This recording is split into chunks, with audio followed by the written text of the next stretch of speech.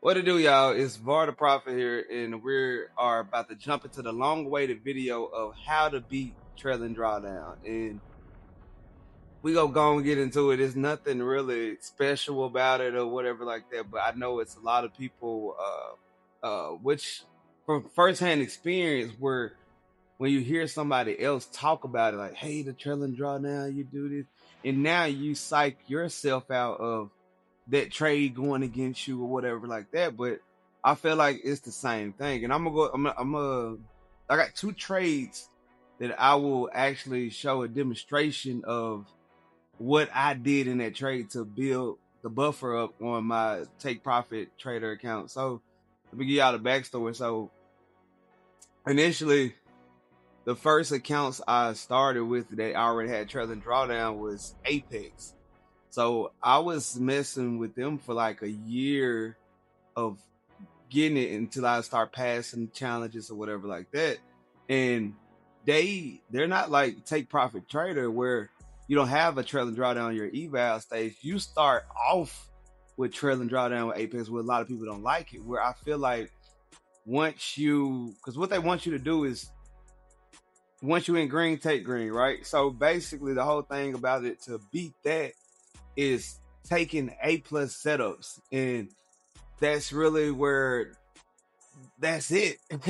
If you're confident in your trade, you've seen this you've seen this trade 1,000 times, right? So it's like you go for the gusto with it. And I think that's a lot of things with hold traders back is being scared when that opportunity comes. They seen this trade a million times, but as soon as they get to it, they're like, let me put one micro on it. Like, no, fuck that. Oh, excuse me. Forget that. if you got like 2 micros, or whatever the case, have you trade. Like, you got a 50K account and you usually trade with micros, right there. Like, that's all you do. 1 to 2 micros on a regular. Where now, oh, this is a trade that I seen and I know everything's aligned with it. So what I'm gonna do instead of 1, 2 micros, I'm gonna throw 1 minute on it, right?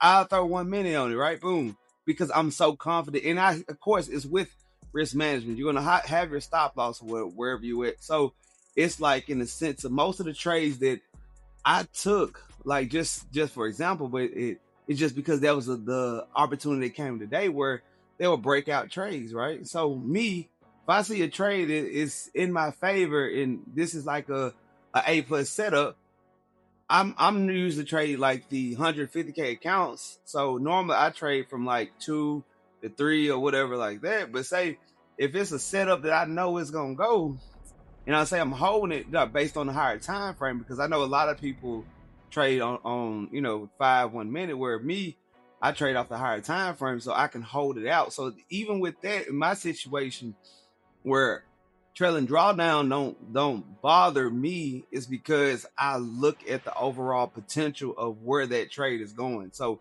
if I'm in a trade and it's up 200, right, and it go down to negative 200, but my potential of this trade, like say most of the time it's calculated, right? If I'm trading gold and I know that if it go up $1 a point, it's $100 on one mini. I know that every dollar it increases, I get $100. So now if I'm calculating where if I got 3 minis and I take that trade that got 3 minis in it, right? So I know if every 1 point is $100.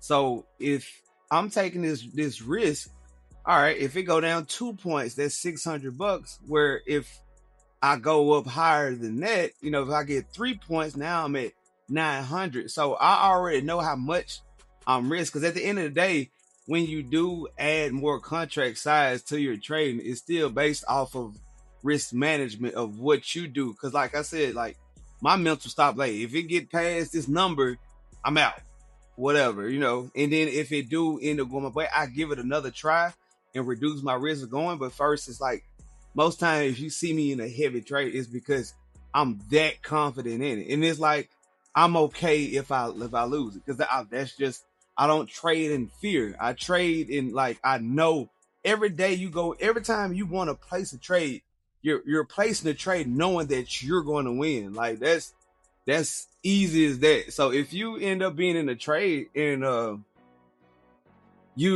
if you take a trade and you think you gonna lose, why you in the trade for? Why? That don't make sense. It don't make sense. So same how I think, if I'm in this trade, why not add more reward to this trade if I know this is it? If I waited all this long for this setup to do this, then I'ma hold it, right?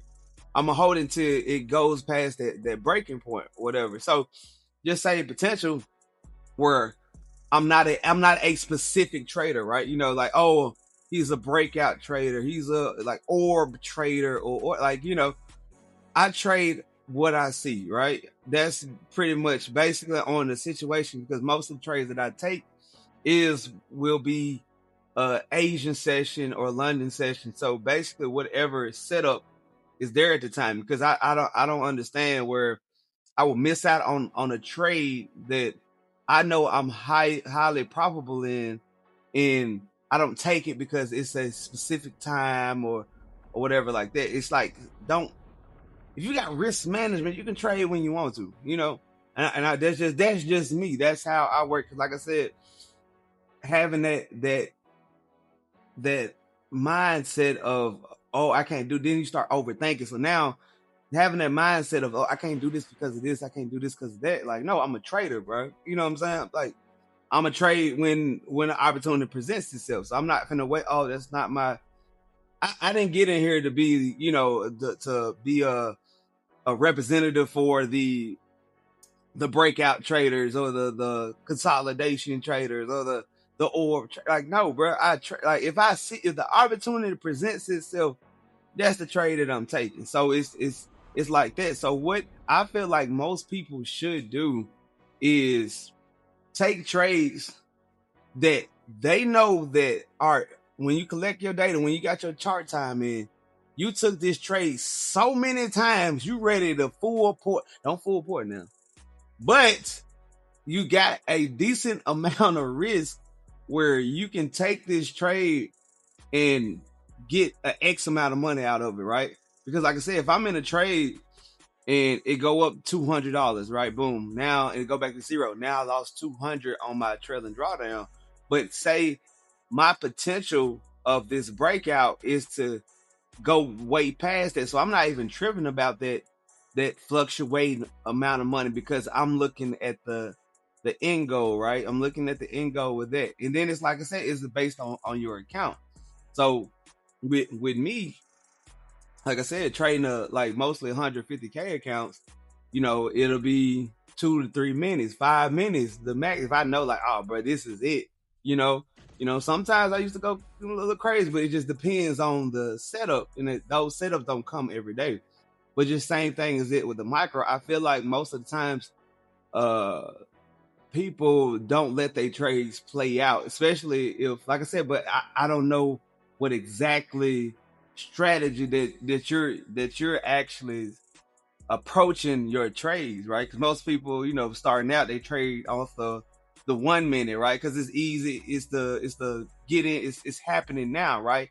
Versus letting your overall structure play out on a higher time frame. So now you're taking this trade based on this amount of structure. So what I'm gonna do right here, I'm going to show 2 example trades on my screen. So basically right here, we saw a setup on the 5-minute consolidation, took the breakout on it with 2 minis, and the 15-minute was aligned with it, and the hour was aligned with it also to go out in that breakout direction toward it to continue. So now I just need to make what, 3,000, 2,500 or whatever. So boom, initially, taking this trade, and it's just because this is a trade that I always take. And so that's where I think most of the people get stuck at, is taking a trade like being confident in the trade that you will take. So say if this is set up when I first just started, where this is my money maker right here. This is the trade that I always hit right here. So I'm going to start adding size to it. So in this initial, where say I'm on a 50K account, I added 2 minis just because I got that confirmation of where price is going, because everything was aligned with all my confluences. So right here, I'm holding it. I'm making sure that the 15-minute was aligned with it also. I got TP up top, and normally I'm just going just to lock in, just like this, right? I'm up 1,000. It was up 1,200. But just because I know the potential of that trade, because I'm aiming for that previous high, and that's where prices want to go to the liquidity. Now I'm up $2,000 just because I held it, even though it was fluctuating from, I was up 1,000 to, and it went to 900, but just because I know it was going to keep going, boom. So I locked in 2,000 right there, right? Boom. So I didn't even let it hit my TP. I just locked in 2,000. That was a mental number that I was okay with. So now, if I look for another trade or whatever like that, I'm going to wait till another setup is aligned, because I'm already out, because entry is everything. Boom. Saw this setup on the 5-minute, right? That was a pullback. So I'm waiting for that candle to close. Once that price break above that next level and it lined up with that 1 hour or that 15, I just went ahead and put a buy stop right here on top, because if it's going to break that high, it's obviously going to continue. So all my time frames are aligning with each other. So then I got the confluence. It created that wick on the 15-minute. I go back to the 5-minute. Let's go hit. I got another high right there. Here we go. And boom. Ride it out. Look, it's 132, 160. And it's up to you how much you want to take, right? Look, I'm at 60. Now $300 is gone, right? So I seen that pullback. So what I do, I hold it. That little burst, boom, got out right there. Closed it, right? So I'm still up. So those trades, trading good setups is how you beat trailing drawdown, y'all.